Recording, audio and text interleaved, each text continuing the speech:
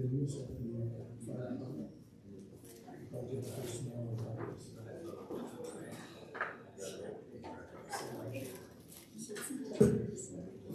With one committee, volunteer firefighters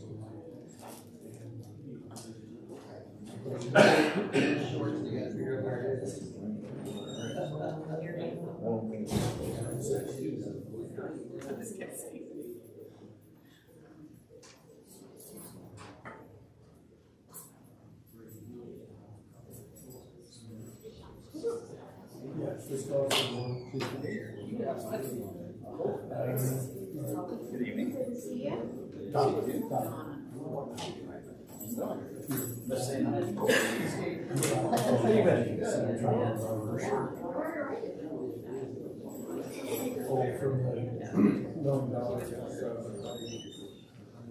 are you?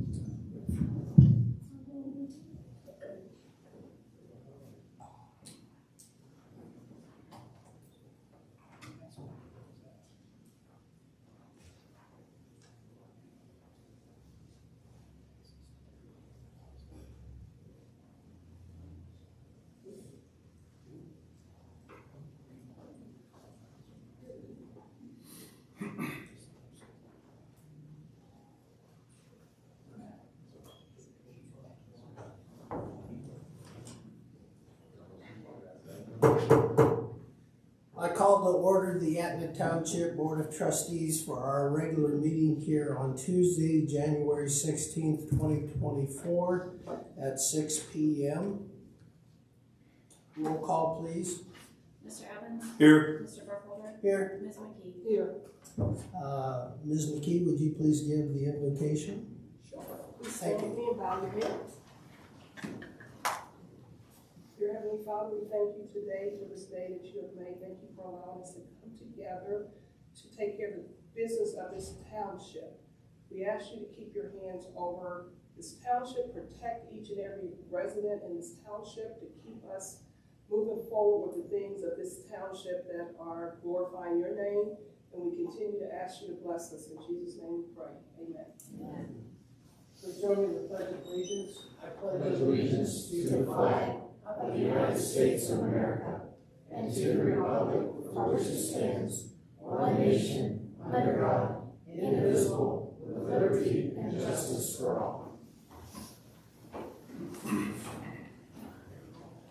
Is there a motion to adopt the agenda? So moved. Is there a second? Second. Discussion? I would like to add that there were additional items requested tonight for this agenda, which I did not place on it since we had such a heavy agenda at the last meeting, and we have quite a few items here tonight as well. But I'm going to be working with the administrator and the township secretary to create a pending agenda so that those items don't get forgotten. So some of those will be moved towards the February 6th regular meeting here at the township. Any further discussion on the adoption of the agenda? Roll call, please. Mr. Evans? Yes. Mr. Burkholder? Yes, Ms. McKee? Yes. the agenda is adopted. The chair will entertain a motion to approve the minutes, and let's do these separately. We have the December 19th regular meeting minutes. So could we have a motion to adopt those minutes? So moved. Moved by Mr. Evans. Is there a second? I'll second. Second by Ms. McKee. Discussion on these minutes? The only thing I'd say is something I brought up before, that at the bottom for certification as Rosalyn McKee as president, that should just be trustee. I know that Bob was him, and I was the president at the time these minutes were in effect. So because of that, I will sign as a president of the board on those minutes only. Mr. Burkholder at the time was not the president of the board, and he was not actually an official trustee. So I will be responsible. In the previous, when I first got here, Mr. Johnson, the previous trustee, was able to do the same thing. So he signed them in the group of the previous board. But since I'm here, I will continue to sign these just up until that date, just to be clear. I know it bothers him that I am signing it as a president. He made a big to-do about it. It's not a big deal, but we'll go ahead and sign it because I was the one that was the chair of those meetings. Just one thing, it has nothing to do with her feelings or anything like that. It's just these actions are taken now. It would indicate that you're president now. And that's all I'm saying. It would be Rosalind McKee, trustee. It's very simple. I'll be abstaining from these minutes since I was not a trustee at the time. I was in attendance as a resident, but I'll be abstaining from the adoption. So if there's no further discussion, I'll ask for a roll call, please. Mr. Burkholder? Abstain. Mr. Evans? Yes. Ms. McKee? I will be, this is just for the, again, I will sign it as presented as the president of the board. And your vote? So, Pardon? yes. Minutes are approved. Is there a motion to approve the December 26, 2023 special meeting as presented? So moved. Is there a second? I'll second. Discussion? Yeah, same thing. I don't think she should be president, she should be trustee. Any further discussion? Roll call, please. Mr. Evans? Yes. Mr. Burkholder? Abstain. Ms. McKee? Yes, I will be signing as the president. Okay, public comments. Limit 3 minutes per person. I ask that you come to the podium. Please state your name and your address, and you will have 3 minutes, and I will let you know when you have 1 minute left to go. Is there anyone that has public comments? Judy Kathmeyer, 29 Roman Court. Very happy to see that an exclusionary zone resolution prohibiting large solar facilities in Etna Township is on the agenda this evening. I've been an advocate for this issue for nearly 2 years. Passing this resolution this evening does not ensure that its success. If our trustees are in majority agreement, the resolution goes to the county commissioners for a vote. If it passes, then they will need to arrange for a public meeting, then another vote, and if that is successful, there's a 30-day waiting period before a final decision is reached. And by the way, for the past 2 years, this process is what I've been requesting. And I'm still a little puzzled as to why it was previously viewed so negatively. And it seems that I'm not the only one concerned about the takeover of rural properties by large commercial solar and wind interests. Today, there's an article in the Newark Advocate titled "Green Projects Often Blocked at Local Level," highlighting how residents in Michigan, Kansas, and other states have blocked and or barred solar and wind projects in certain areas. The article went on to suggest that this might be a bad thing and that the state should have more jurisdiction over these decisions. Dan Scripps, the chair of Michigan's Public Service Commission, actually stated, "We can't allow projects of statewide importance that are critical to our state energy security to be vetoed on purely by local concerns." Imagine that. Local residents living in the targeted area actually want a say in how their communities are developed and or destroyed. And having 3 minutes to publicly present an issue of interest, of citizen interest and concern, is a valuable asset at all levels of government. 1 minute. But at this township level, it is a vital lifeline for residents. This is ground level politics, and we need to nurture this relationship with our local officials. Thanks for this opportunity. Thank you. Thank you. Anyone else that would like to speak at this time?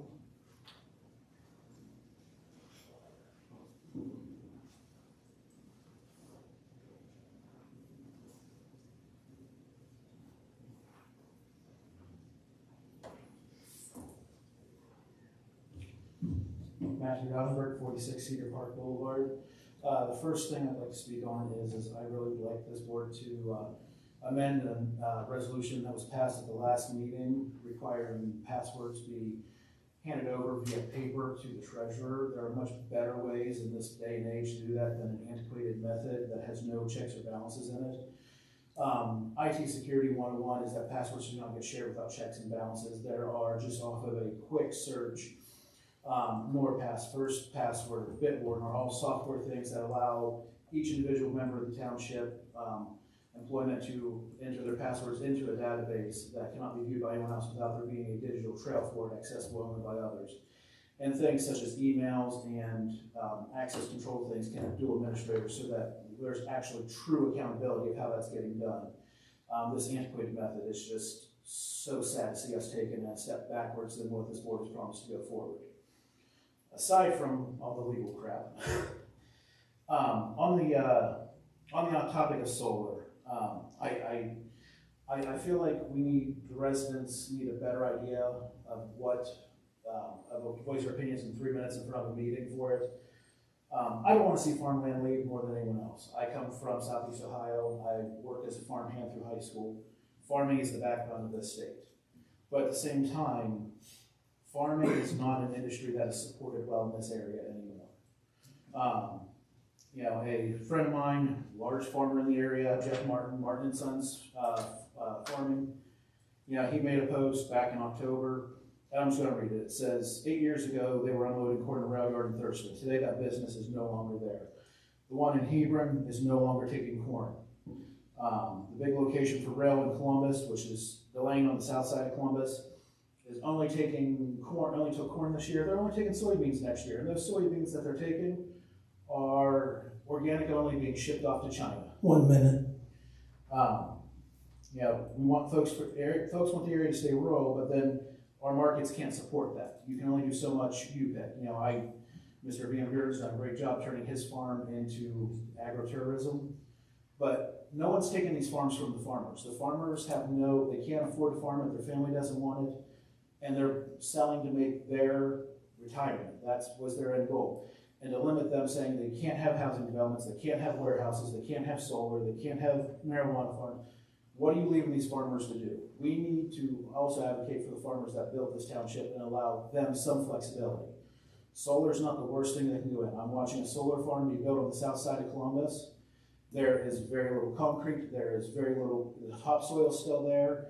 If that farm fails in 5 years, it can be stripped out and re-put back in 2 weeks' time with no damage to the soil. So I don't think this is the worst thing to do. I think we're jumping the gun on cancer. Time. Thank you.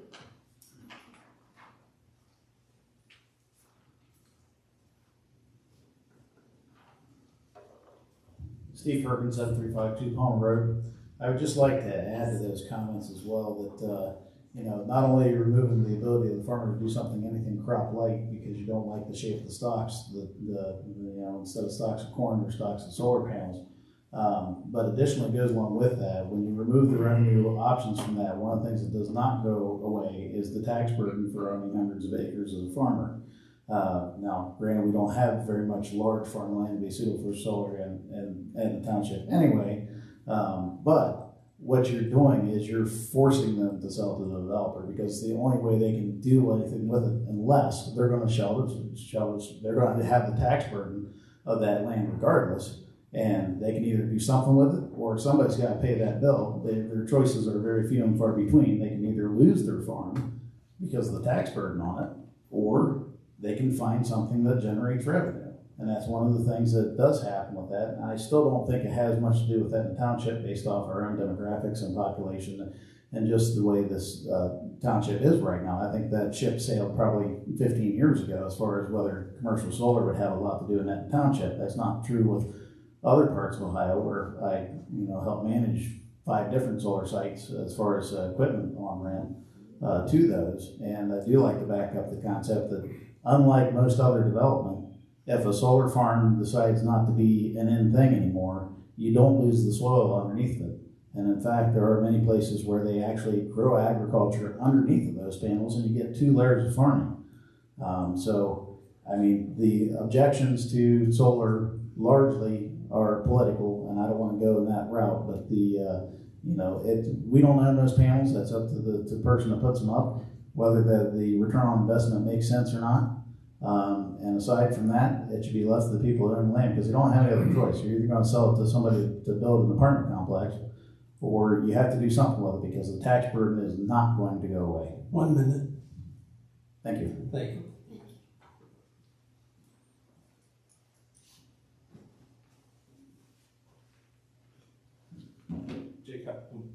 Jake Heffron, 476 East 5th Avenue. Good evening, everybody. I am the representative for Rumpke in the Columbus area. I'm here tonight to ask the trustees to consider putting the services for trash and recycling out to bid. In 2021, Rumpke lost the contract to Waste Away, and after many years of Rumpke servicing the township,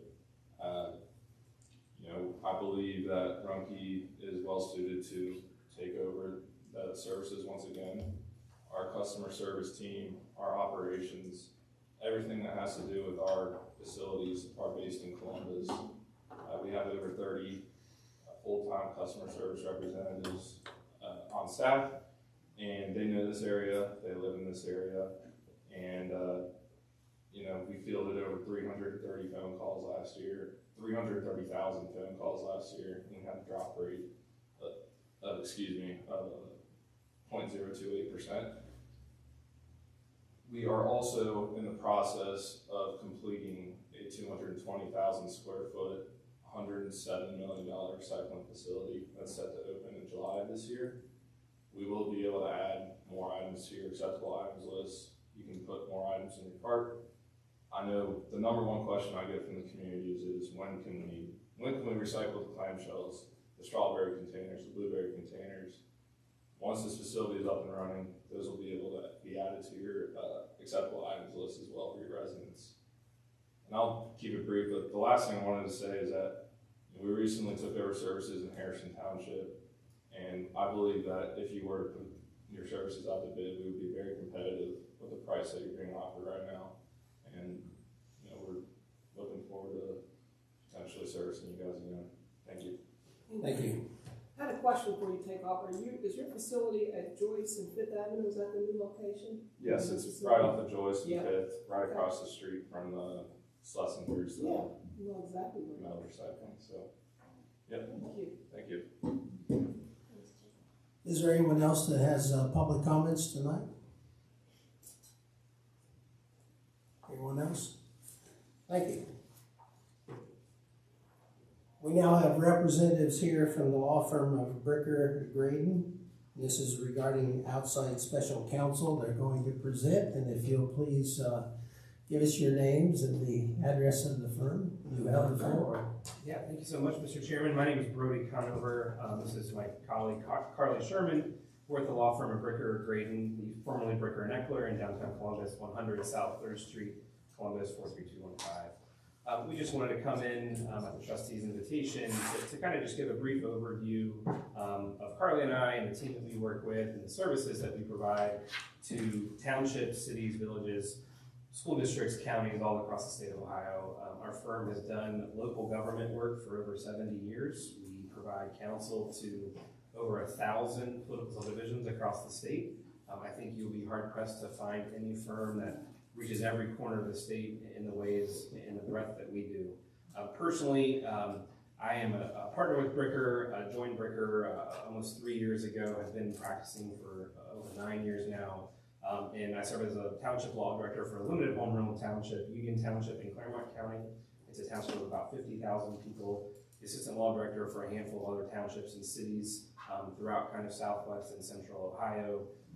And on the day-to-day, really do a lot of litigation, a lot of kind of just the day-to-day, the crazy day-to-day things that come up to any political subdivision, sunshine laws, constitutional issues, employment, zoning and land use sort of things, economic development. We really kind of do it all. And I'll let Carly speak to what she does, but then we're happy just to present examples of what we've done in the past or answer any questions that you all may have. But I'll turn it over to Carly now. Sure, I'm an associate at Bricker Graydon. I too do a lot of general day-to-day law director work. I answer day-to-day questions that might come up from, city or township staff or officials, wherever it comes from. I'm happy to answer it. I've dealt with tons of different issues. We like to say we know a lot about a little of the day-to-day obscure things because, as I'm sure the board is well aware, day-to-day you can face a lot of different things. So I do a lot of general law director work. I also do a lot of real estate work, and my primary focus, I would say, is land use and zoning. So, if there's anything specific you'd like us to talk about, or we're happy to answer any questions. Yeah, I have a few questions. Thank you. You guys are looking to do the work. Right now, we're employed with Peter Martin's office. I'm not sure if you guys are familiar with his office. He does a lot. He does a lot with the Ohio Township Association. Are you guys familiar with the Ohio Township Association? You guys do a lot with them? Yeah, absolutely. And I actually, another partner and I, we write the township handbook that's put out across the state. So we present at the OTA conference in February this year, but normally in January. So we present and write articles for OTA pretty frequently. But we also know Pete, who works with his firm, or against his firm, or with his firm in plenty of instances. Of course. Yes. So my other question is, were you contacted by this board in the last couple months? Just curious to see why you guys decided to come and meet with us. Just curious. Yeah, so I actually have worked with the township before. I worked with Julie last summer, maybe it was last spring.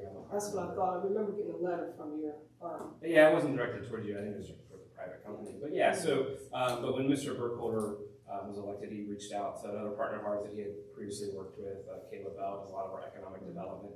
So we talked with them, and he asked us to present some marketing materials that we would sit around. And so I do have another question. This is the public needs to know this because there was a $2,000 or maybe a $3,000 bill that didn't get paid by the township because you directed a letter to the board. So I want to make sure that the public knows this because I think it's something we need to disclose. Because that's a bill that didn't get paid by the township because there was an issue that was handled without the board being aware of. So I just want, that's why I want the public to know that you were the gentleman or your firm was the one who wrote the letter on behalf of Julie to represent. Yeah, I brought it up. Yeah. So we wrote that off. So it was never paid. I think you led the vote to not pay it. So we just correct, because it was never a board appointed. We voted. The board usually has to make that clear that we would support that if we want to get a bill. Thank you.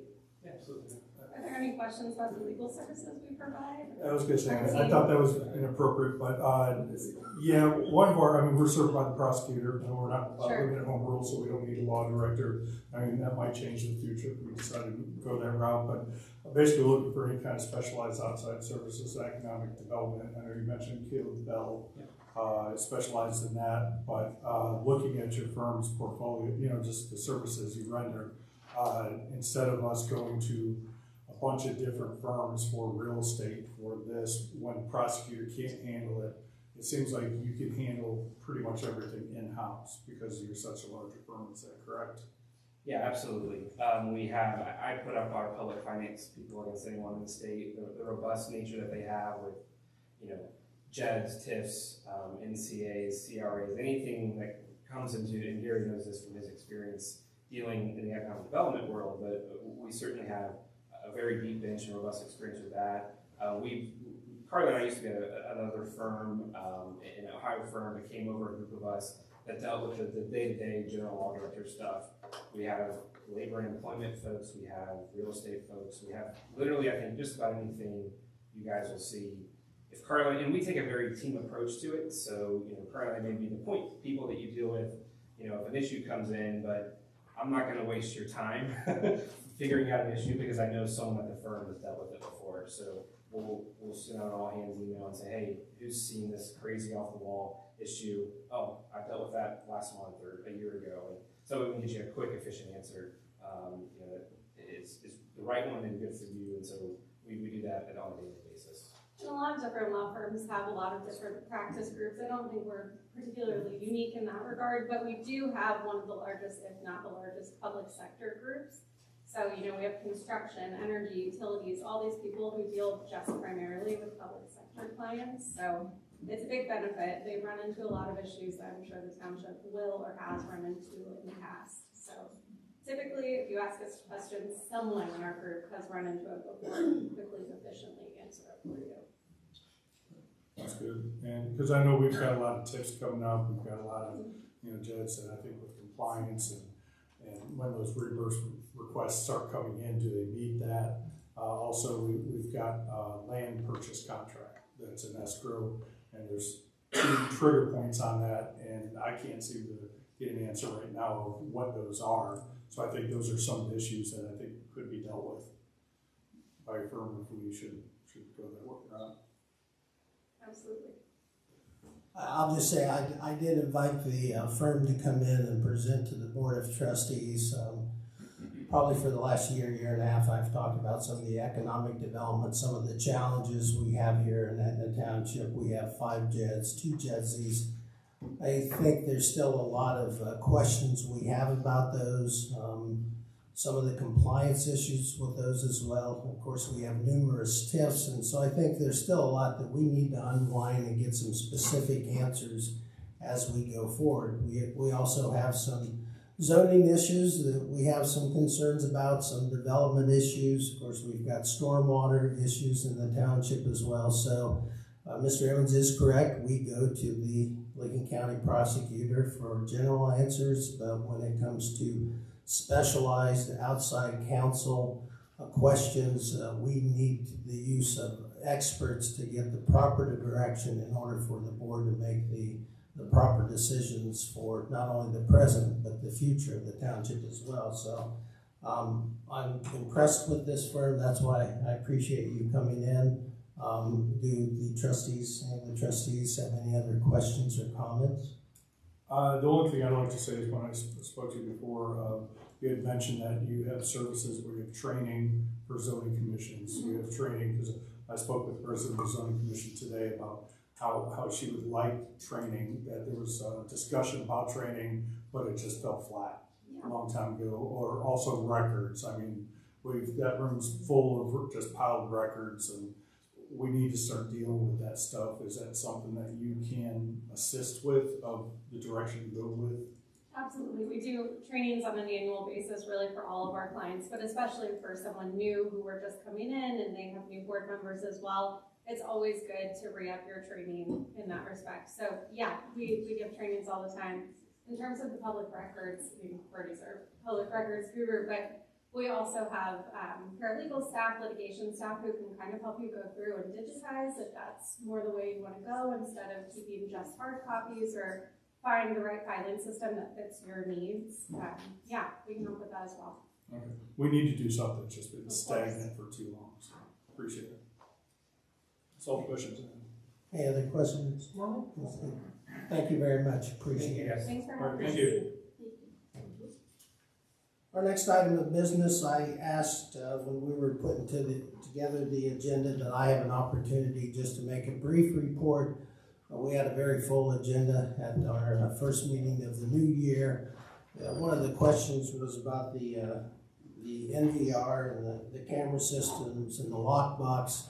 I wanted to report to the board that I have had conversations with the township administrator. The NVR is located here in the building. It's locked up in a secure room, as well as some cameras are still up here in the office. Another question that arose was the state security and the contract we have with them to install new cameras. And given the short weeks that we've had, plus the volume that we had on that previous agenda, I've not had an opportunity to talk to state security yet, but I'm going to be working with the township administrator to get more details on that, what that contract says, when they're going to be installed, are we going to install them or retain the current cameras we have. And so I wanted the board to know that, as well as the community, that I did follow up on that, but because of how much we had on the agenda, I don't have all those specific answers, but I wanted to respond since that was one of the major motions that we made at that meeting. So I will be, now that our next meeting is going to be on February 6th, we'll have a little more of a gap here to follow up on some of those items that came before the board as well. Mr. Evans? Yeah, quick question, you mentioned a key lockbox, has that been disclosed, its location? It's my understanding that it's locked up as well in one of the fireproof cabinets. Okay, because that wasn't disclosed or board action and removed, is there a reason that it's just not reattached or It has we'll deal not, with it? it has not, but I'm more than happy to not only deal with it, but I will report back to the board. Based on security, normally I keep my comments on citizen comments at the end, but I do want to say I did appreciate the comment regarding passwords and what some of the best practices are. So my recommendation to the board is that we get with our risk manager and continue to look at the best practices when it comes to whatever type of security for the township, including passwords, cybersecurity. So I think that's something that we certainly want to revisit, make sure we have the best practices in place to protect not only passwords, but the security of the township building and our residents as well. Just real quick, so I don't have to mention it later if I could. Sure. Regarding passwords, there was no change to the password policy. That was in effect in the employee manual at the new one on March 3rd, or in March of 2023, in the past one that the fiscal officer was required to store all those, and the president. Everybody was supposed to give it. So there's been no change in that, just to let everybody know. And let everyone know I'm the president. When I didn't care about having everybody's password. It's not stopping me from doing my job, trust me. Well, I appreciate that clarification from both of my colleagues on that. That's all I have at this time. We will now turn it over to the township administrator for reports. Yes, please. You can please give me a report from over here. Not the podium, please. I've asked that at the previous meeting. I think it's best to give it from here so she can direct it towards the board, and please use the microphone. Thank you. She's not on the live stream. That's okay. It's on the audio. Oh, okay.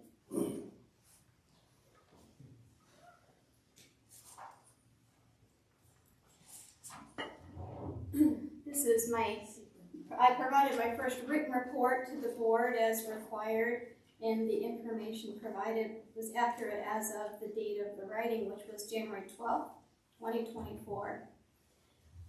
One of the issues that has been addressed in the past that's still kind of pending relates to Loop Road. I've not yet received the engineer's estimate for road improvements on Loop Road. I have followed up and have calendared for further follow-up. In the meantime, the utility pole has been moved and Mr. Copley has worked on the berm. I've been in communication with the logistics director at Southwest Licking Schools. Hopefully bus service to the affected family will begin soon.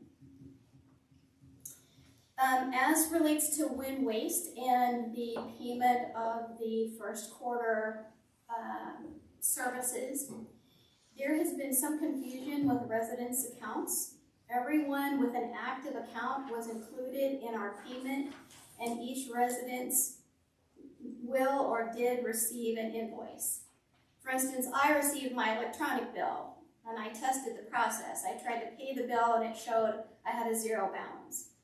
If someone mails their payment to Wind Waste, despite the information that has been provided about by Wind Waste, the amount paid will credit to their account for the second quarter. There were a small number of accounts that were not active due to non-payment.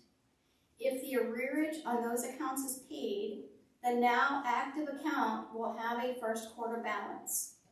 Similarly, if a new account is activated, the new account will have a first quarter balance. Our initial appropriation for payment of first quarter fees was up to $150,000. To date, we have been billed about $136,000. Even if all of the 75 suspended customers cured their deficits and were reactivated, the cost of paying their first quarter fees would be about $3,675, still within the appropriated amount. But that then opens another can of worms. What about people who establish new service within the first quarter? What about snowbirds who suspend their service while they're gone? Should we pay their second quarter bill? The only real way to have a sum certain is to pay the first quarter invoice for those accounts that were active at the time the township was billed. That will, by necessity, mean that some small portion of our residents will not receive this benefit, along with those who do not use Wind Waste for their waste disposal. We have still served a wide majority, upwards of 95% of our residents. I also would like to mention that Irene Parker, a resident of Etna Township since 1967, called to thank us for making the recurring trash payment for the first quarter of 2024. And I think another email was forwarded today from a resident who took time to thank us. As directed by the board, I have provided my passwords and also those for zoning to Mrs. Varian, even though I believe that the use of those passwords by anyone other than me is contrary to Ohio law. In addition, as of January 3rd, 2024, the date on which I provided my passwords, I'm no longer responsible for activity on any of those accounts. There's been some discussion recently about 1009 Pike Street, also known as the Ice House. I had an extended call with Ryan Nutter, the son of the property owner, Elizabeth Dawson. Mrs. Dawson is in her 90s. Mr. Nutter will ensure that the property is resecured on the first nice day, hopefully by this weekend, which would have been just this past weekend. He went to the property and verified that there were no occupants. I also spoke with Mrs. Dawson's attorney, who had been identified to us in previous interactions with her. He said he would reach out to Mrs. Dawson to avoid a zoning violation. He was grateful for the call.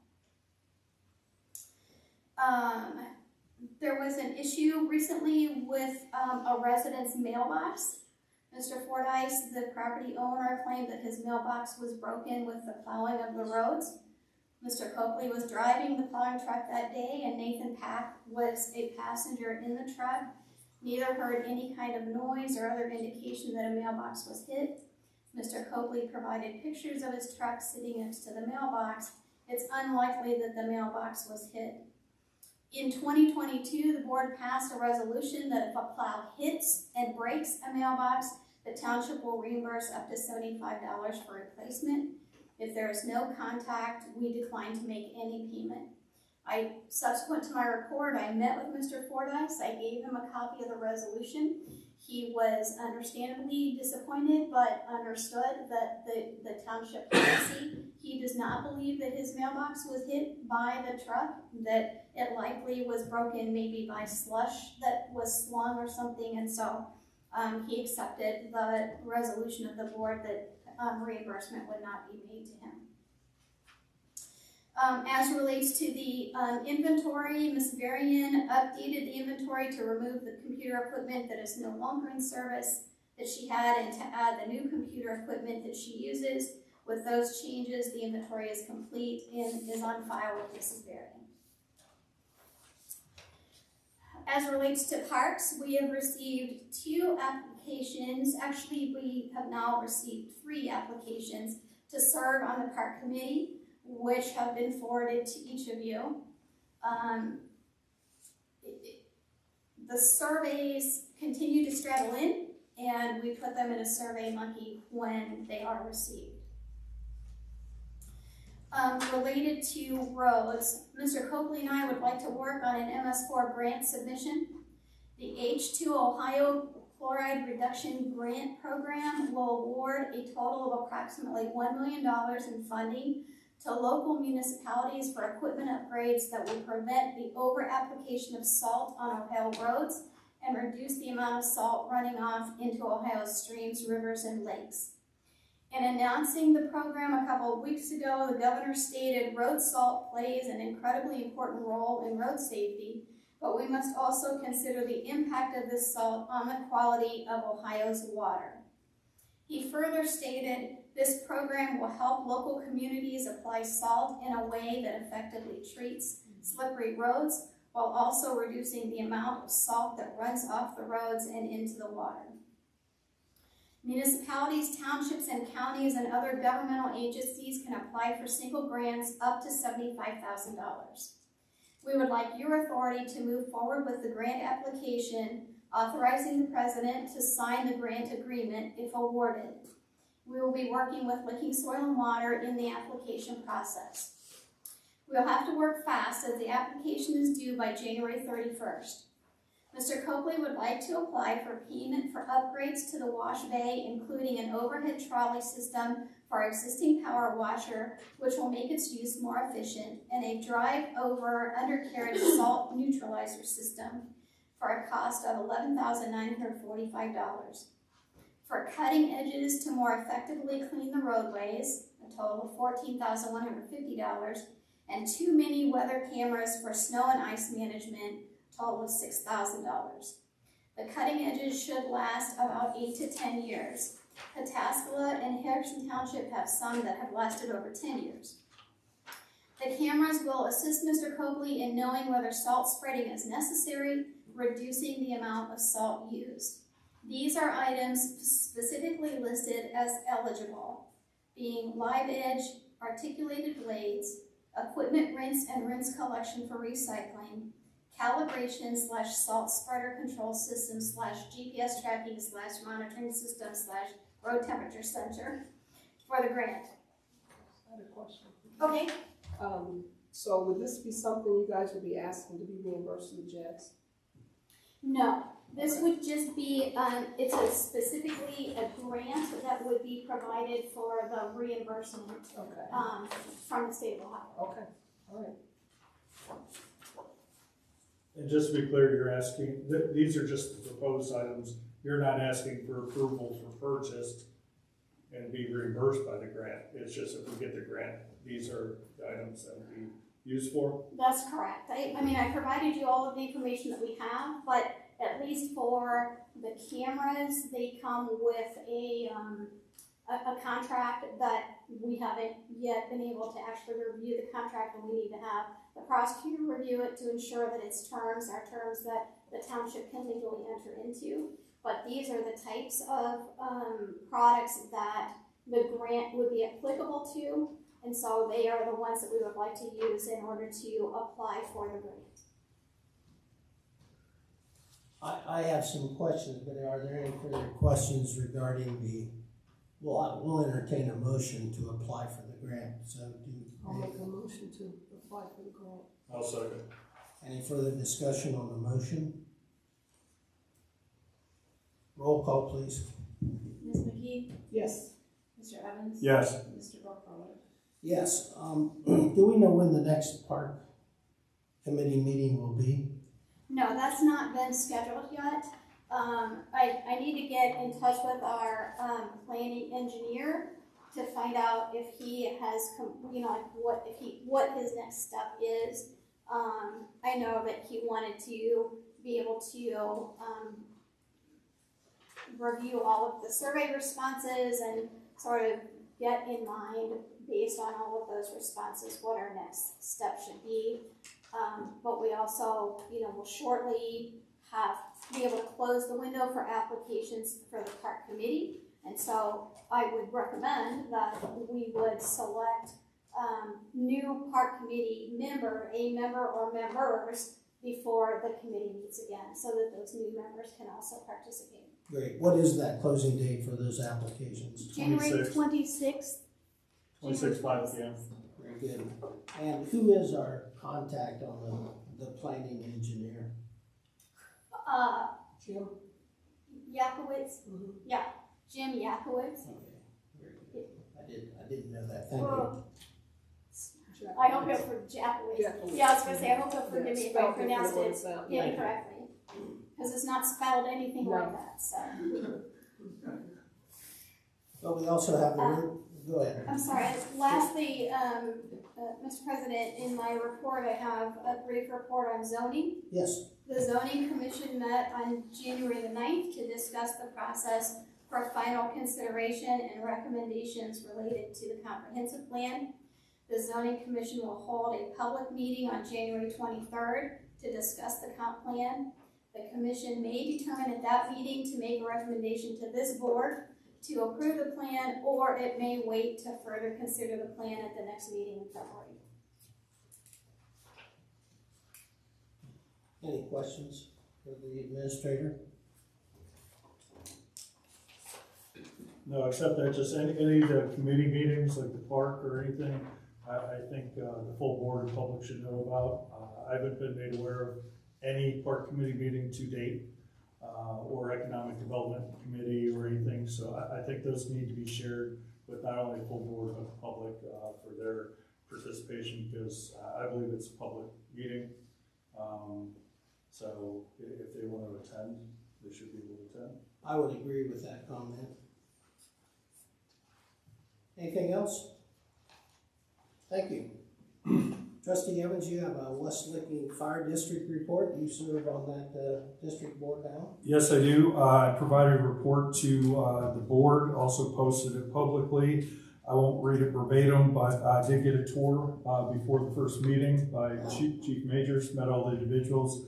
We have a lot of great employees over there working hard to keep this district safe. One of the important things, the meeting time has been changed for district meetings, which are once a month on the second Thursday, changed from 7 p.m. to 6 p.m. Just to allow us to be able to address more items and not go too late into the evening if needed. There was a discussion about the solar event that's expected at April 8th. I think the totality is around 3 p.m. While it's not in our area, we're expected to have a lot of traffic through the area, and especially afterwards. Once it's done, everybody leaves at once. There's a lot of traffic jams, and it could affect cellular service, so they're working to just ensure that there's no disruption in service, but just the public should be aware of that. There is a need for a new fire truck, $1.2 million, with a 3-year time frame in getting that. I did speak to the chief and the administrator mail there, and they expressed interest in being a part of any discussions on economic development incentives to just be made whole or near whole on any of the future developments. So I would encourage us to invite them at least to the table, because the one thing with that is we don't want them to have to go to levies to put that expense on the back of our residents. Union contracts up this year. Negotiations will begin later on this year. The new Station 403 off of Columbia is still being constructed. They're moving to the interior. That's expected to be completed in May. The HOA brought up concern about there's one shared master meter about our construction using their water, so we're dealing with that.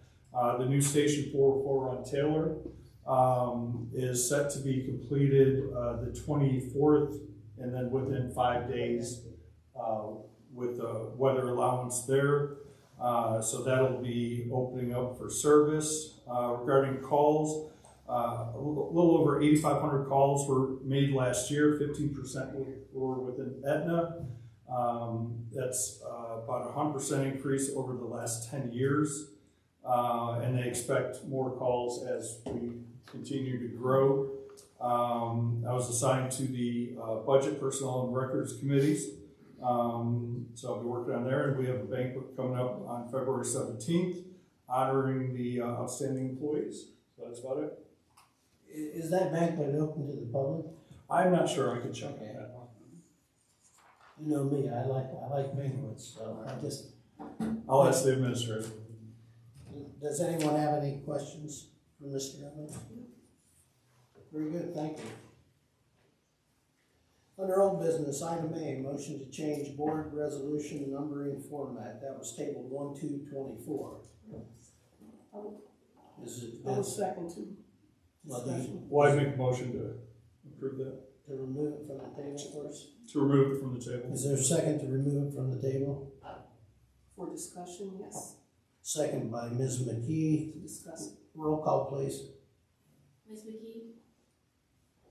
This is to Roll remove call it. down there. This is to remove it from Yes. the table. We rotate. Go ahead. This is to remove it from the table. We'll have discussion. Yeah. Then we'll decide what action we'll take on it. Ms. McKee? Yes.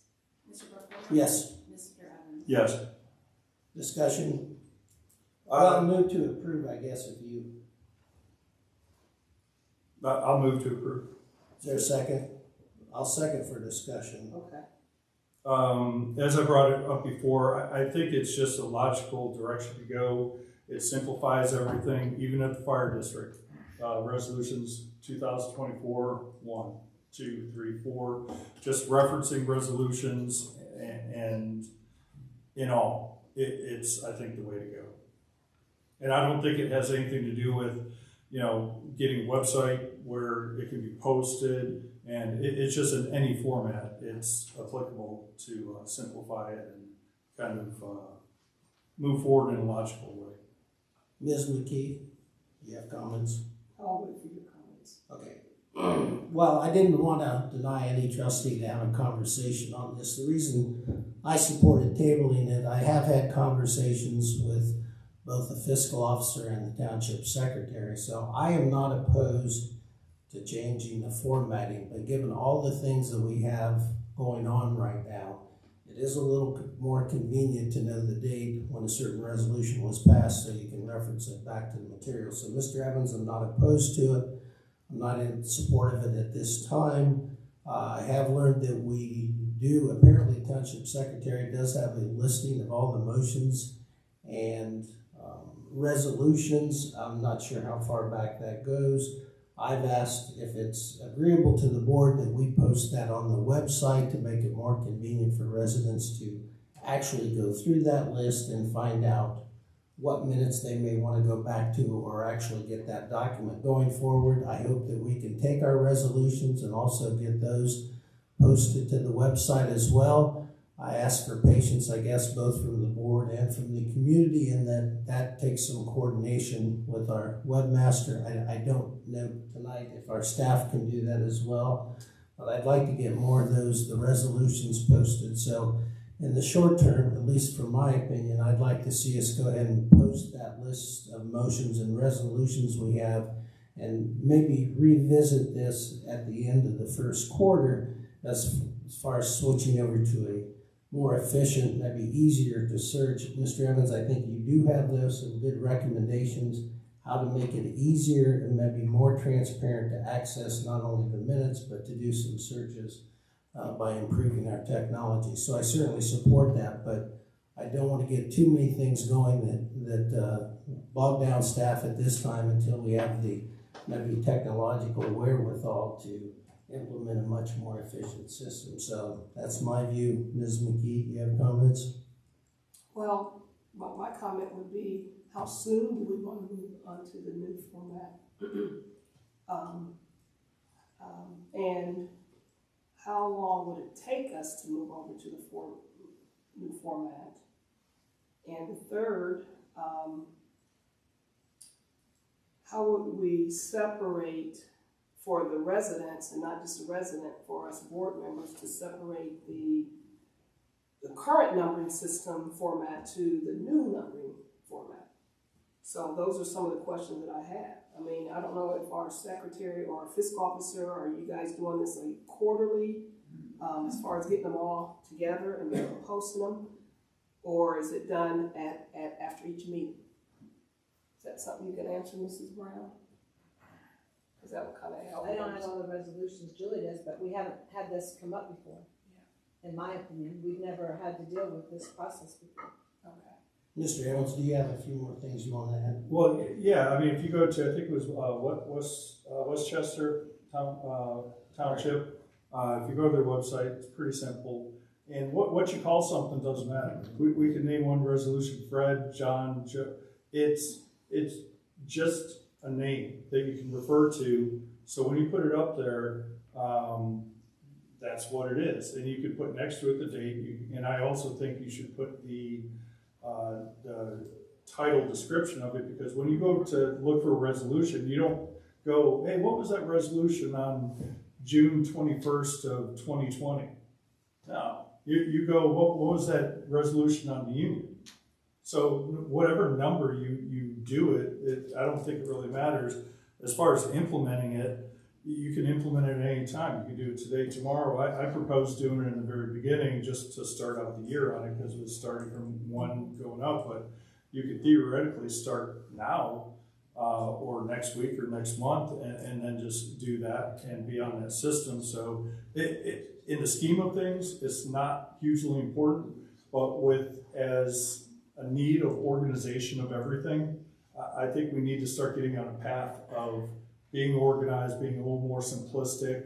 Sometimes when you start resolution 24-12-this-that, it's confusing. And if you go resolution 1, 2, or 3, even in referring to our legal counsel, it'd be, I think, a lot easier just by the number of the year. So I make a motion to bring it to a vote tonight, then let's make a decision if we want to go to the system. We have we already have a motion to approve it, so you're calling the question for. You're correct. Roll call, please. Mr. Evans? yes. Mr. Burkholder? Yes. Ms. McKee? No. I would have preferred it remain on the table, but it passes, so we'll make that change and We're bored. we That's what boards do. will implement it. Thank you. Thank you. Mr. President, I do have a question. Do you want those numbers for tonight when I go to fix the ones you have on your? No, I think we'll do it at the next meeting. Thank you. Thank you. Okay, we're gonna have a discussion regarding the trash contract. Do you want me to? Mr. Evans? Yes, I know you've done a lot of research on this. If you'd like to present, please. Okay, well, the trash contract's expiring, March 31st of this year. We had provision in there, 90 days prior, we're allowed to contact the trash provider, indicating our request to see if they would be willing to extend it with up to 3 years, or extend it for 3 years with up to a 10% price increase.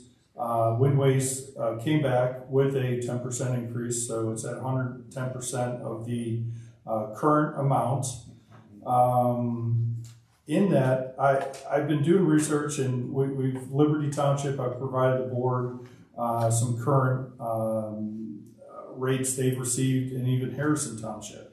And with the 10% increase, they were lower. However, what I found is the Harrison Township through Rumpke, the contract the bid requirements mirror ours. As far as all the requirements, I think because Mr. Carlisle is helping them over there, except it was a 5-year term. Well, in the contract, the base price is supposed to include the homeowner furnishing their own totes or bags.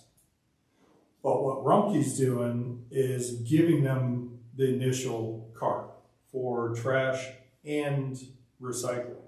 So when you take that into account, and after analyzing the bill we paid of who has trash, recycling, and all that stuff, per quarter there was a 6.3% savings going with the wind waste extension, just based on the Rumpke proposal. But if you take into account the free cart, Rumpke was actually 9% cheaper. However, the bid document is the bid document. So do we take, I would have thought Rumpke would have just removed that cart cost and they would have been really below. And so I think our decision tonight is, do we want to accept the 10% increase for the 3-year extension, or put it out to bid, but then you don't know what you're going to get bid return. I know the Rumpke representative is saying they'd be very competitive, but there's no guarantee. And even the Harrison contract, there was only 2 bidders. So I think that's the conundrum we're in. Do we gamble at a possible savings or a match? Or do we take the savings over all the other jurisdictions, Liberty, Pataskala.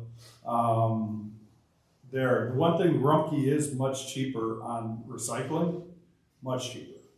But only 20% of our, 20.8% of our residents recycle. So I think I provided the breakout and analysis to the board. So I don't know if we can go back to wind waste and legally we could say, hey, we asked you, you provided a 10% increase, but can we negotiate, or do we not have that ability?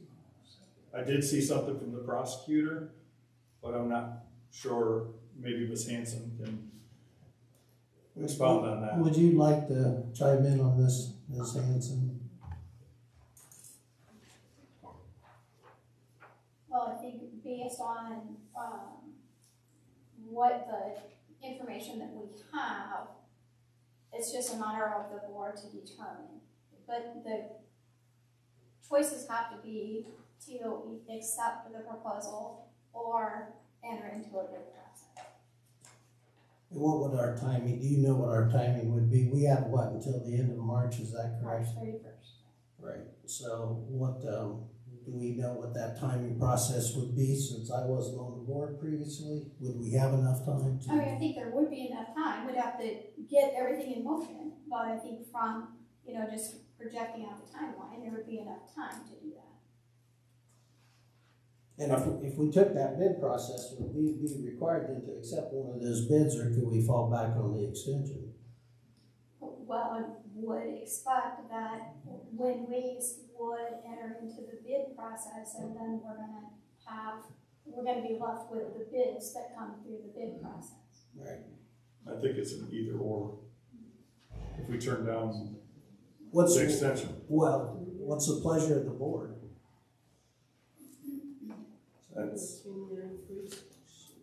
Let me just say, it's never easy when it comes to trash contracts. I've been involved in more than one community, and it's always an interesting topic, and I don't know that you necessarily satisfy everyone. Depends whether you recycle or not.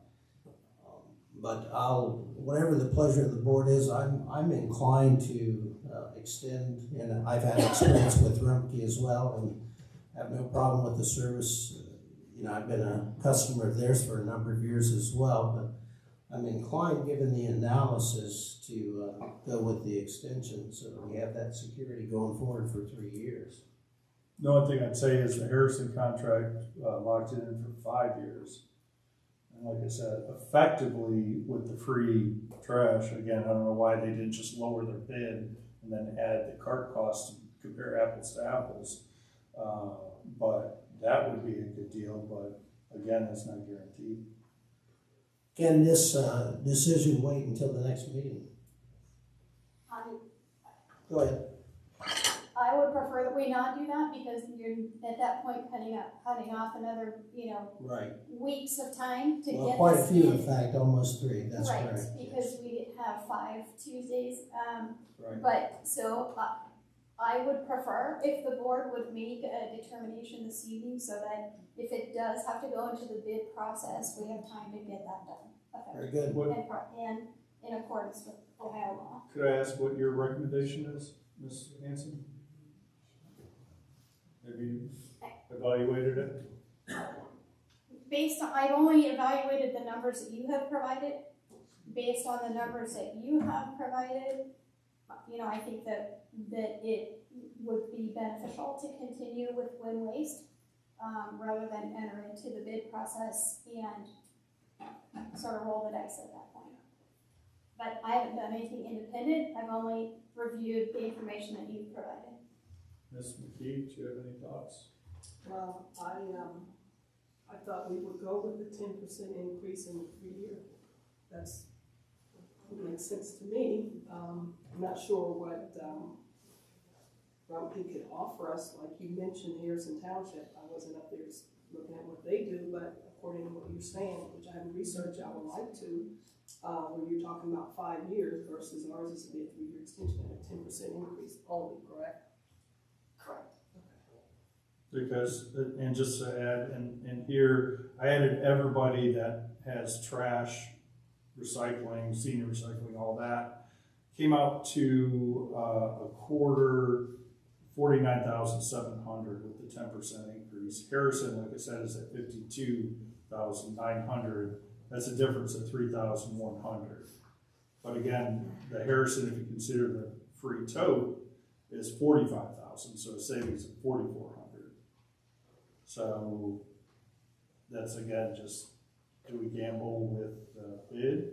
Because others, Liberty Township, the regular service was $16.91 versus Wind Waste at $14.85.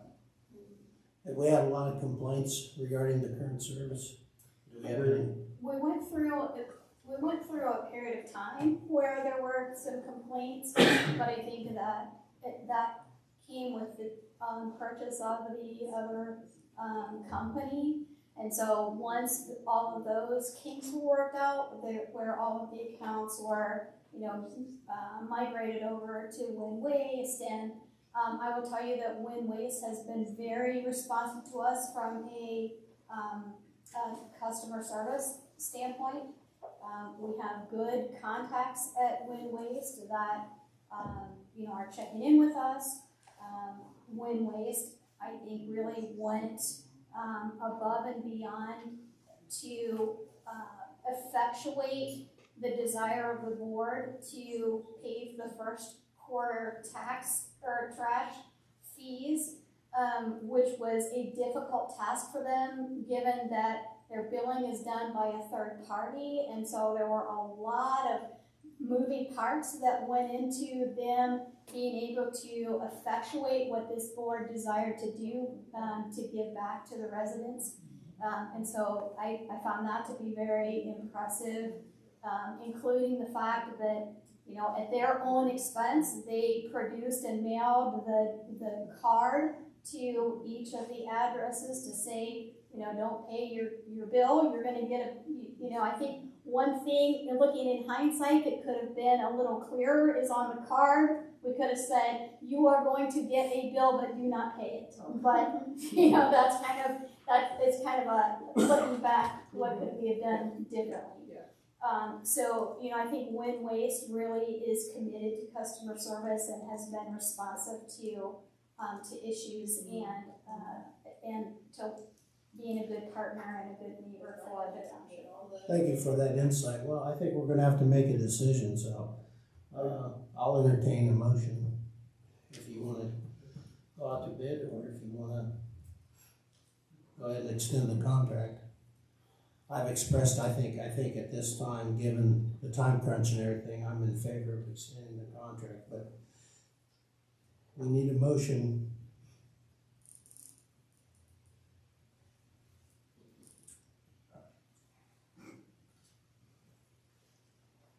I'll move to extend the contract per the 10%. Is there a second?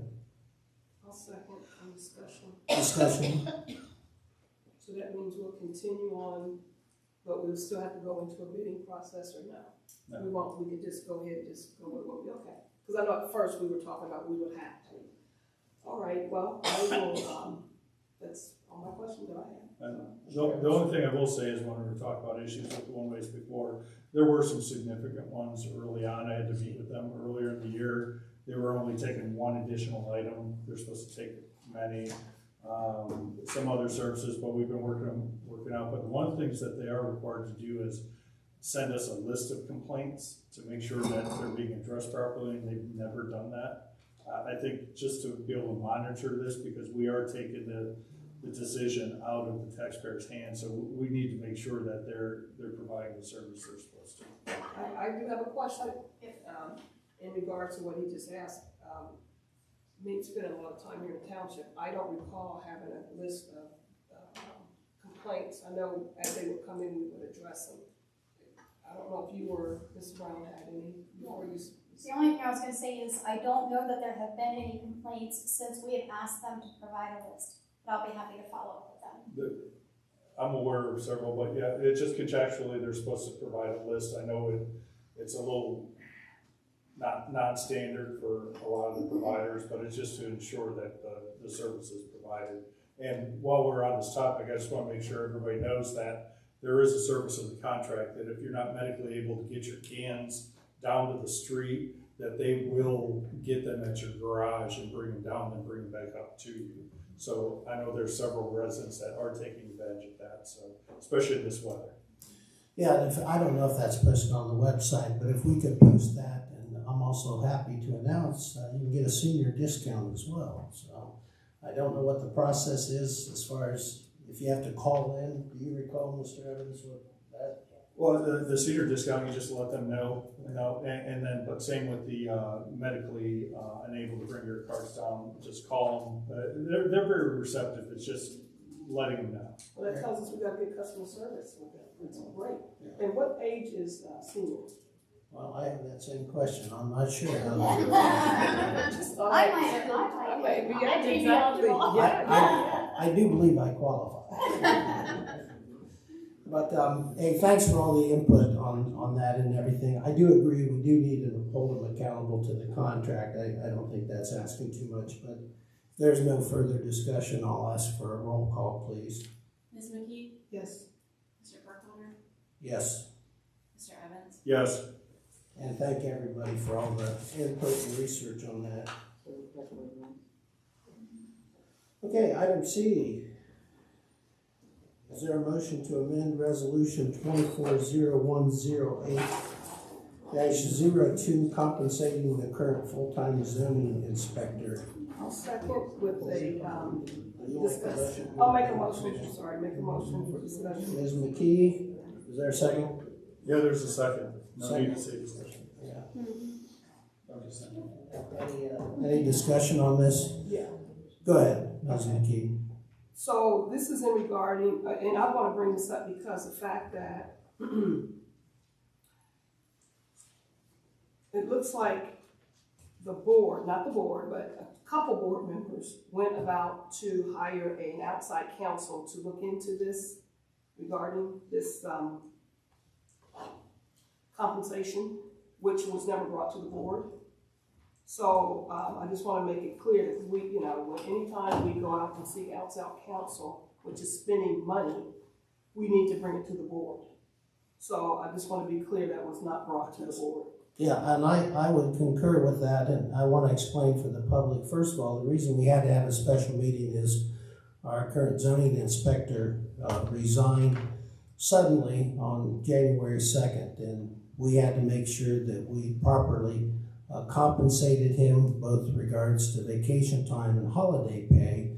And there was some confusion regarding compensation of vacation time. There was also some confusion as far as the manual, the personnel manual, if he would get compensated for a couple holidays in there. So it really truly was kind of an emergency situation. We had some comments from the public, which I was more than glad that they asked, why did you have to have a special meeting? It's because we were on a tight time frame in order to make payroll for all of the employees. So that's why we had the special meeting.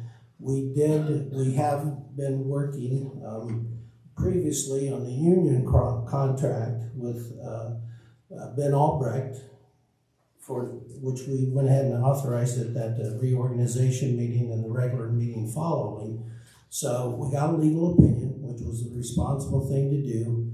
We sorted it out. We got the resolution passed on the 6th, and I think the fiscal officer, and she can correct me if I'm wrong, we had about 10-15 minutes to spare to get the payroll in so that everyone would get paid timely since we have direct deposit. In reviewing that resolution, we realized that we had missed Martin Luther King Day as a holiday. So this is an amendment to that resolution on the 6th so that everyone would get paid and that we would treat our zoning inspector, Mr. Singleton, fairly and make sure he got fair compensation. So I understand your point. I appreciate it, but we had to take action, and so that's why I went ahead and I understand that, but again, Mr. I want to make clear, because this is the same thing, Mr. Evans. We have a prosecutor, okay, and that's free, and she did show up at our meeting. So I just want to make that clear. We spent money without bringing it to the board. As far as the union contract, I'm not sure what you're talking about. As far as the union contract, you guys are negotiating, not sure where you're going with that. From my understanding, is in regards to that additional week for the compensation for that zoning inspector. Again, it was not brought to the board that you guys would go to, again, the two of you would go to. Wasn't the two of us, I did. Well, okay, Mr. Burkholder, sorry, it's going to be corrected. That you guys would work with Mr. Albright in regards to this situation where we could have went to the prosecutor. And again, she was here at the meeting. But again, anytime we spend money, we should be going to the board first, make it a public meeting, and then yes, then move forward. I understand there was an urgency there, but at the same time, the prosecutor's there anytime there's an urgency. I've got a brief thing, but this is Rich. First of all, the approval was at our January 2nd meeting when the board approved special outside counsel, and the name is Albrecht, and authorized the board president to do that. So it's under full authority to do it. Mr. Albrecht, for expediency purposes, was the one that created the employee manual. We had no input whatsoever, and there were many errors in that thing. And so he would be the one that could expeditiously answer any of those questions. So that's why that was done, period. Any further discussion? Mr. Burkholder, for the record, it was on the 8th, not the 6th. You guys met on the 8th. Thank you for that correction, on the 8th, thank you. Roll call, please. Mr. Burkholder? Yes. Ms. McKee? Yes. Mr. Evans? Yes. Under new business, item A, resolution to retain Bricker Graydon as outside special counsel. Is there a motion? So moved. Is there a second? I'll second the motion to the resolution. Discussion. Do you want to name that resolution number? Do you have that, sir? Yes, it is 24-01-16-01. Right, or wait, was the last amended resolution a resolution? That was done by motion per the prosecutor's office. It was just by motion. That was So an it's, amendment. so it's 01.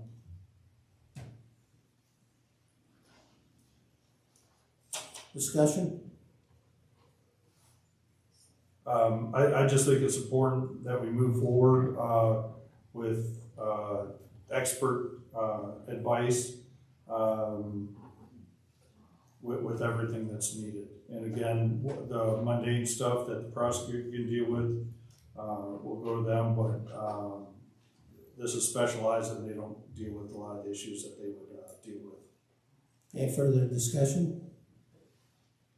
Roll call, please. Mr. Burkholder? Yes. Ms. McKee? No. Mr. Evans? Yes. Resolution passes. Item B, Southwest Lakeland Community Water and Sewer District zoning permit exemption request.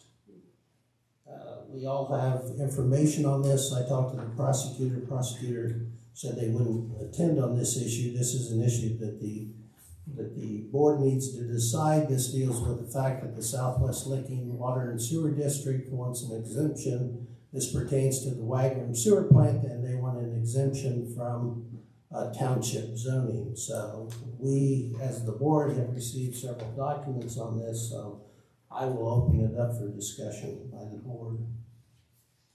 Well, based on everything I've seen, I think we should hold them to apply for any of the needed permits or requirements. Ms. McKee, do you have any comments? No, I don't. I agree with that, and so I don't think we need a resolution, or I have not talked to the prosecutor whether we need a motion or a resolution. Does anyone have any thoughts or guidance on that? I'd say, I mean, to make it official, we could move to require them to follow the township zoning requirements. Is that your motion? That's my motion. Is there a second? I'll second for discussion. Second discussion? Mr. President, may I? Yes, go ahead. So I think that, we were given a roadmap of how this should be determined. And the first step would be to determine whether you believe the water district is exempt under Ohio Revised Code 6119.06Z.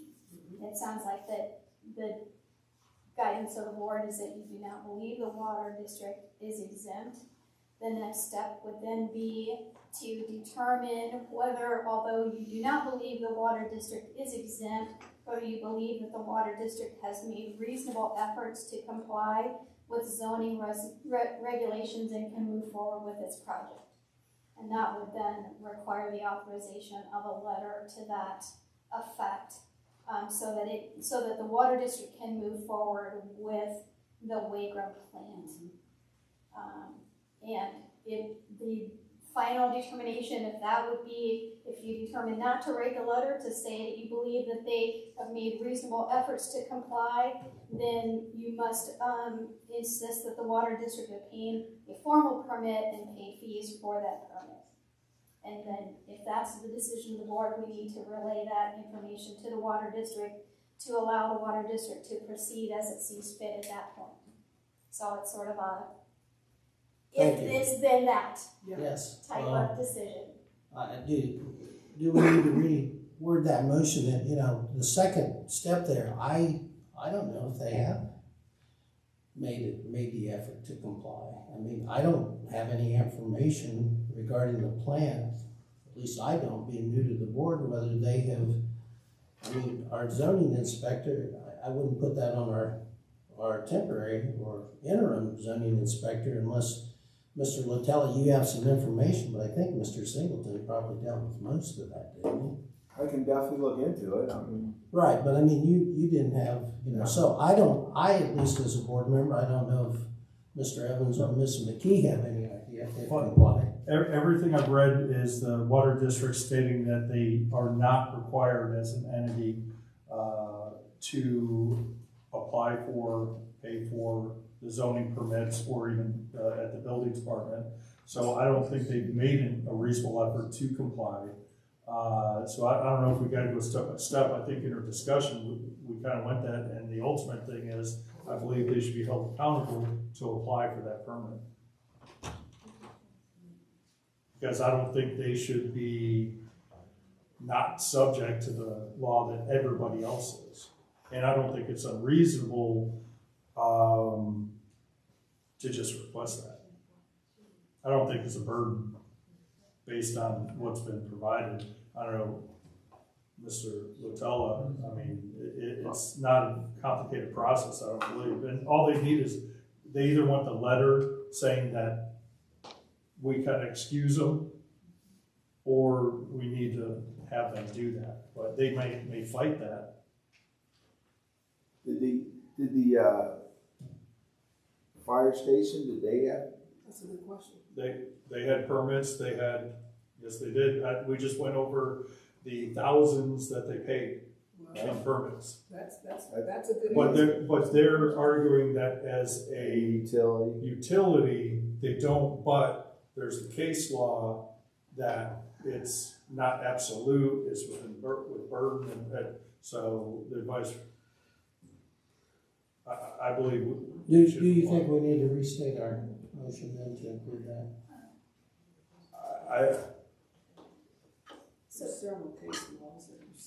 So the only thing I would say that with the substantial compliance, and I thought that I had it highlighted here in this email, and I don't seem to be able to find it quickly, is that Mr. Singleton, serving as the zoning officer, had signed off on various plans and those types of things throughout the process. And so I think from that standpoint, I think the water district would argue that they have substantially complied, but that's their argument to me, is that they have substantially complied. So in making your determination, I think it would be fair to make the assessment that based on how far this Wagram plant has come through the process and the plans were as they exist today, I think it's a fair inference to say that they have substantially complied with our requirements because there's not been anything happening that Mr. Singleton thought needed to stop in the process. But do we know that for sure? Yeah, I don't feel comfortable with that because I think there are other issues that I have questions regarding adherence to the zoning code, so I don't feel comfortable Do we with. want to table it? Do you move to table? Well, let's take a, if you'll withdraw your motion, my recommendation is you withdraw your motion and have a motion that we believe they are not exempt from zoning. And is there specific language, Ms. Hanson, that we need to include in that? No, I just think it's just a matter of determining that, that they that they are not exempt. I think if we have a simple motion and then, as far as the second one, I don't think we can make a determination here tonight. Do you, Mr. Evans or Ms. McKee? I'd like further inquiry to make sure they are in compliance. I don't want to give them a free pass and then say, oh, well, you're in compliance, and find out later that they're not in compliance. Because I think based on what I've reviewed from the prosecutor, my opinion was that they were recommending that we deny it. That they do have to comply. Whether they're in compliance or not, they should go through a process, but they've got to go through a process. well, And to go through a process requires a fee. okay, then if you would withdraw your motion and restate the motion with those additional details, one, they are not exempt, and we feel they need to comply. Okay, I'll withdraw my original motion, and I move to state that the water and sewer district, water plant, or the district,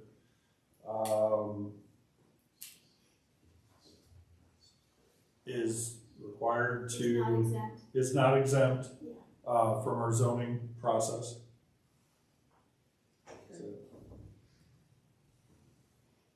I'll second that motion. Any further discussion?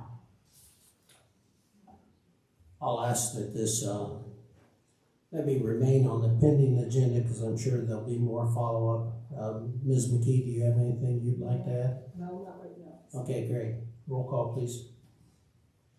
Ms. McKee, No. Mr. Evans, Yes. Mr. Burkholder, Yes. Motion passes. Item C, capital appropriation budget submissions. This has been brought to my attention. I think, Mr. Evans, do you have any? Well, I just brought it up to ask if we're going to be submitting anything for the capital appropriation budget. We missed the one end of last year for the representatives, but the state is, I think, open. I forget what the date is, but it is coming up. Was it April? Am I recalling correctly? It may be April, March or April. We'll have to check. But I believe that it's missed opportunities if we don't try, and we should be seeking grants. We should be seeking whatever funding we can, because as we learned this week that another warehouse is shutting down in the corporate park. So there are changes, and that is within JEDZ 1. So that revenue is going to go down because I think it's 200 employees that, I mean, it may get filled by something else, but it may not because they may be going there. So I think it's important that we apply, and I think maybe the administrator should look into that and see what is possible. I'll make a motion to that effect. Is there a second? I'll second for discussion. Second, Ms. McKee, discussion. So I just want to make sure that, a lot of these capital appropriation budget submissions are shovel-ready projects. So, because it says you can apply, but you have to go look at the back end and say, what are the requirements to apply? So just want to make sure that's clear on those. I don't know if Etna has a shovel-ready project going on right now. So Do we know that that is That's the a fact, absolute yes, sir. requirement? Correct. Well, I believe that should be. So you can look into researched that when you get time, Mrs. Hanson, please. There's two different ones in there, so. Yeah, and I would say I think that's a top priority because Etna Township should be getting our fair share of the monies that are out there. So I think that's, of course, the OTA has a legislative reception, which is good for us to talk to our state rep and our state senators so we can establish that relationship and begin to bring projects forward. But I appreciate the insight. One quick thing too is this is a every 2-year cycle. So if we do not qualify this year, I think it should be thoroughly researched of what those requirements are. And if it has to be shovel ready, that we prepare so we're not 3 months out trying to figure out what's going on. So again, that's why I emphasize the master calendar, planning, being strategic, that these things need to be thought about and done. If there's no further discussion, I'll ask for a roll call, please. Mr. Evans? Yes. Mr. Burkholder? Yes. Ms. McKee? Yes. Item D, resolution to contract with pavement management. Is there a motion? Yeah, I'll move resolution number 24-01-16-02, resolution authorizing pavement management group proposal. Is there a second? I'll make a second. Second by Ms. McKee. Discussion.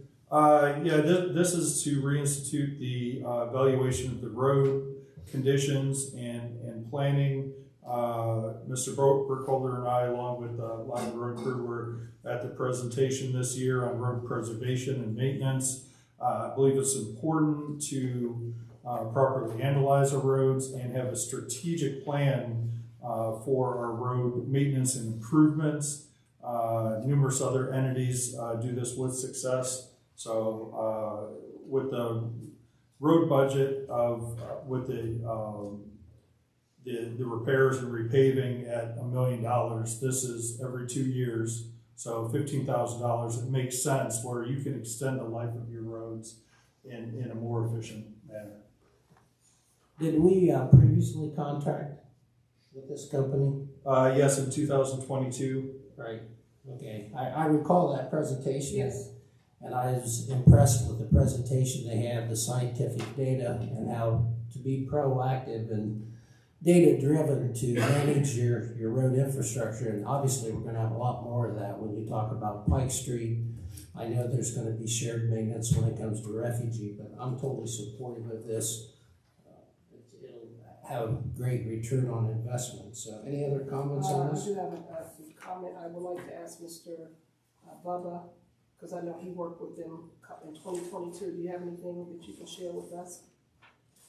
Being transparent with the residents? I mean, I went to the seminar and they had a lot of pluses and minuses. I mean, it looks like it might benefit the township. I mean, we can try it and see what happens. Just want to make sure because you're out there in the trenches so you know what's going on, so. Yeah, it's a management tool, and it adds to Bubba's knowledge, and it's just, like I said, allows us to look at it system-wide and plan in the future of what we're going to do this year, next year, and the years past. Roll call, please.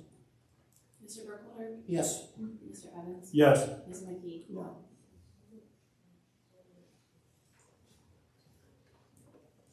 Item E, resolution on solar exclusionary zone. Is there a motion? Do we have the resolution here? I believe we do. We should. I think I saw it. That was in the packet, correct? Yeah, I see it.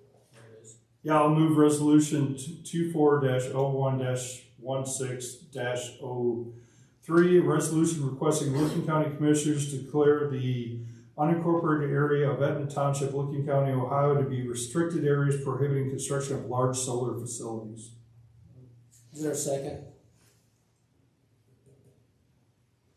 I'll second the motion to adopt the resolution. Discussion. I think this is good for the area.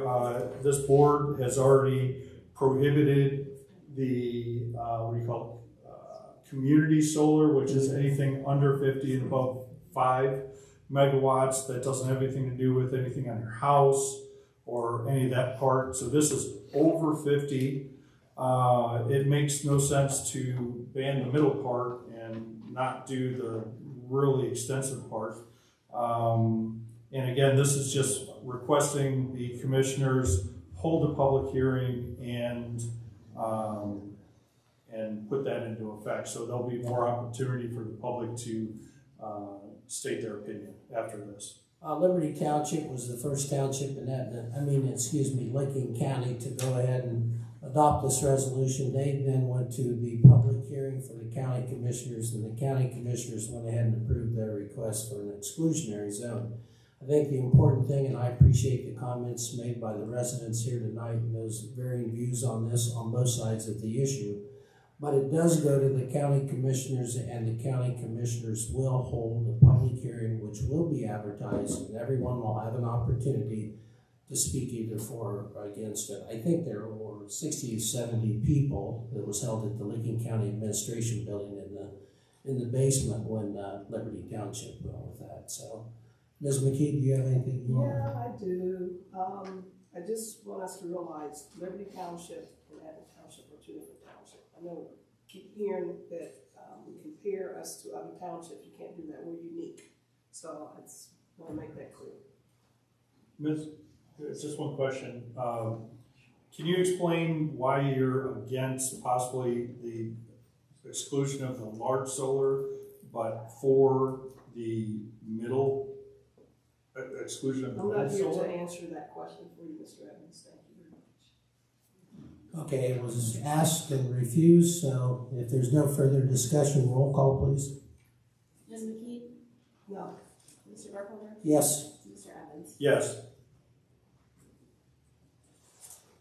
Okay, item F, motion to approve the proposal from Julian and Grubb to file the Hinkle reports for 2023.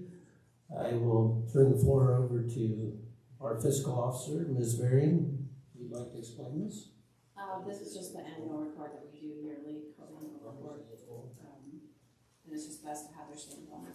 Is that what you're talking about? Is that the proposal for services or for? No. So you mentioned the annual report, or you know the Hinkle report? I'm talking about the annual report, yes. So is there a motion to approve this proposal? So moved. I'll second. Any further discussion or questions for the fiscal officer? Roll call, please. Mr. Evans? Yes. Mr. Burkholder? Yes. Ms. McKee? Yes. Motion passes.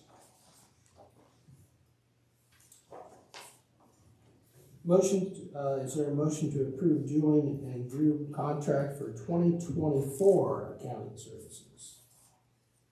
I would make a motion. Is there a second? I'll second. Discussion? Yes, I just want the residents to know that the report is out there and certified through the state, which is through the same Julian and Grubb contract that with us before. So there is, our report is out there if you want to go out and look at our report for our budget and for our financial report. Any more questions or discussion from the board or the fiscal officer? No, this is standard. Very good. Roll call, please. Mr. Evans? Yes. Mr. Burkholder? Yes. Ms. McKee? Yes. Fiscal officer's report, you have the floor. I do. For December, we had revenue of 1.4 million, we had expenses of 1.3 million, and our current cash balance in all accounts is 7.5 million. Very good. And transfers? I don't have any. None. Resolution to approve purchase orders? Yeah, I'll move to approve resolution number 24-01-16-04 to approve purchase orders as presented. Is there a second? I'll second. Second, discussion?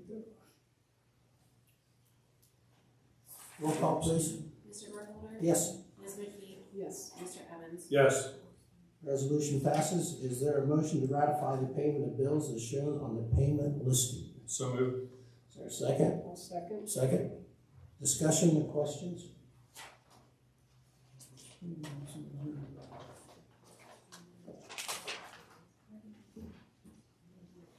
No. Ms. McKee? Roll call, please. Mr. Evans? Yes. Mr. Burkholder? Yes. Ms. McKee? Yes. Motion passes. Announcements and trustee comments. Who would like to go first? Ms. McKee? You go first. Well, I've talked quite a bit tonight. I don't know if there's anything else. First of all, I want to thank, I don't know if I see any new faces. If you're new, welcome. Glad to have you here. It's always nice to have residents attend. If you've been here before, you kind of know how it goes. But I also appreciate the patience that we had at the previous meeting. I know it was long. I think we've gotten off to a running start. We have a lot of stuff going on here.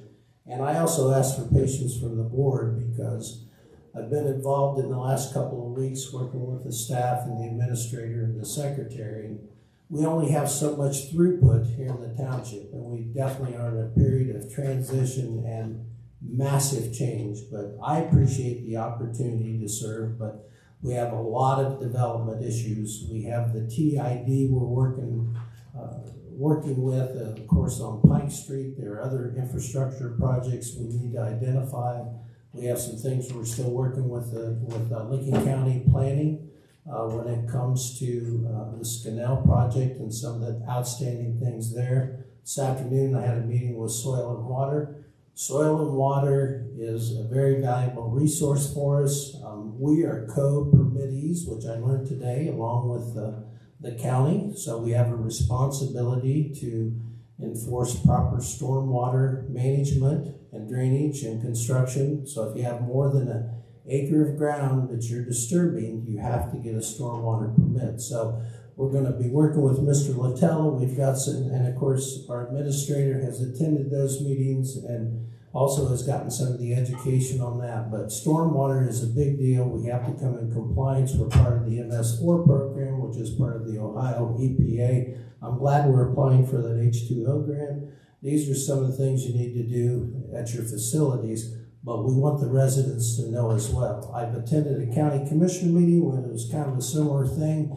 Lincoln County Planning was talking about a lot of the violations they have out here in the county.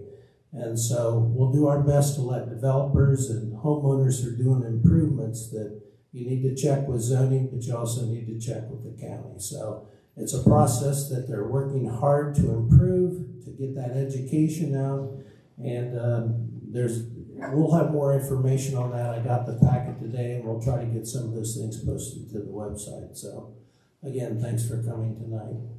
Who'd like to go next? A couple things I just want to reiterate on the passwords. There was no change in the policy. That was existing policy. I do agree that there are systems that we can do, but the one thing that I was trying to do is to ensure that the passwords are somewhere, because just as what happened with a sudden resignation, that it's hard to keep the continuing operation if we don't have some of the passwords. Regarding the zoning, is there any movement on how we're going to approach the filling of the position of going with zoning administrator and then full-time, or? I'm glad you asked that question. I have received, I received from the secretary the job description we had when Chris Harkness was our zoning administrator. That was one. And of course what we have on our zoning, but that's something between now and the February 6th meeting. I'd like to do more research on that and make sure that we get the proper type of job description so we get the proper type of applicant. So I think I can check with probably the OTA, probably the Ohio City County Management Associations, but anything that you or Ms. McKee have that want to forward to me. But I definitely think we need a restructuring, and we've got to have adequate staff, but qualified staff, to make sure we're not only getting the enforcement, but that we're also giving the correct inspection and overview on a lot of the projects that are coming in here. So I will have more on that later, but I don't have any more. All right. Yeah, I would agree with the overall zoning administrator with the inspector. And then regarding the trash contract, or the correct trash payment, I'm assuming the board's not doing anything because the wind waste needed to know are we putting this to bed of who's been paid, is paid, it's the end, so they can start entering the system in that. Then also, in reviewing the invoice, it's only supposed to be residential, there was a commercial client in there for $258. That wasn't spotted, so we should be due a refund of $258 at minimum on that. So I would have maybe Ms. Hanson request that. I've already talked to Sarah about that, so she's aware of that inclusion in there. She thought they caught everything. I have no objection. Okay, and I do want to say thank you to Sarah Windways, because this is a Herculean effort to do this, to have one person pay for everybody's trash. They got to put everything on hold. There's been a lot of confusion. People paid their trash, and so it's just a lot of confusion. So we can kind of do that. And then the other thing I'll say is the zoning commission is going to be taking up the comprehensive plan the next Tuesday, the 23rd at 6 o'clock. We've got a couple members here. They worked quite a bit on this, and I would encourage everybody to not only attend, but spread the word, get your neighbors to come out. Jim Leonard is going to be doing a presentation, so it's going to be informative, and give us your opinion, because we're here to listen to you, and they are too. Thank you, Ms. McKee. I have nothing to say. Is there a motion to adjourn? So moved. Is there a second? Second. Roll call, please. Mr. Evans? Yes. Mr. Burkholder? Yes. Ms. McKee? Yes. We stand adjourned. Thank you. Carrie, please take the vote. Bye. 7:44. Thank you.